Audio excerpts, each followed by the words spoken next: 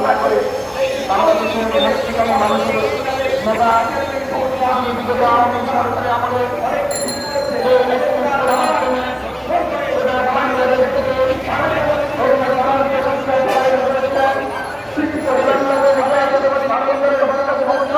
এই দেশের সরকারের সমস্যা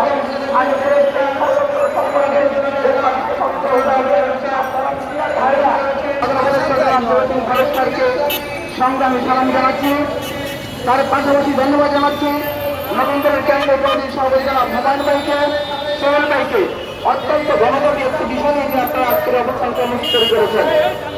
আমার পক্ষ থেকে আমি একটি কথা বলবো, এই সরকারের কাছে একটি কথাই বলবো, নবীন্দ্রের নেতৃবৃন্দের ভিতরে ছেড়ে মিলে এই বিনোদন আওয়ামী সরকারের আমলে জনগণকে যে আগে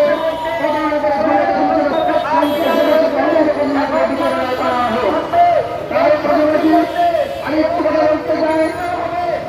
আওয়ামী লীগ আমাদের অবস্থা একটি কথা বলেছিল, আমরা ক্ষমতা থেকে ধরে গেলে একদিনে বাংলাদেশে 5 লক্ষ লোক মারা যাবে। আমি একটি আপনাদের সামনে উপস্থাপন করতে চাই যে আওয়ামী লীগের কথায় বাংলাদেশের মানুষ হতাশ হয়নি, কারণ বাংলাদেশ জাতীয়তাবাদী বিএনপি নেতৃত্ব দিয়েছেন প্রেসিডেন্ট তারেক রহমান। তিনি সম্পূর্ণরূপে বাংলাদেশ জাতীয়তাবাদী দলকে সিদ্ধান্ত রক্ষা করেছেন এবং সকল দেশের শৃঙ্খলা রক্ষা করেছেন।